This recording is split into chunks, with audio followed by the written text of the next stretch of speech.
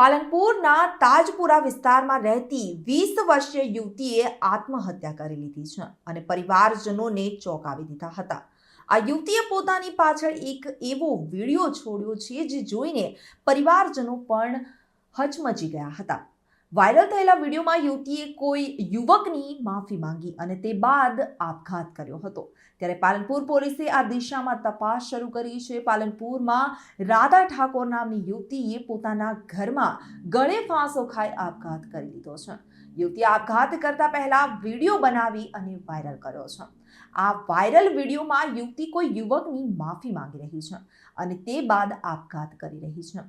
મૃતક યુવતીના મૃતદેહને પોસ્ટમોર્ટમ માટે પાલનપુરની સિવિલ હોસ્પિટલમાં ખસેડાઈ છે. તો બીજી તરફ મૃતક યુવતીના મોબાઈલમાંથી કોઈ યુવક સાથેના કોલ રેકોર્ડિંગ્સ અને વિડીયો મળી આવ્યા છે.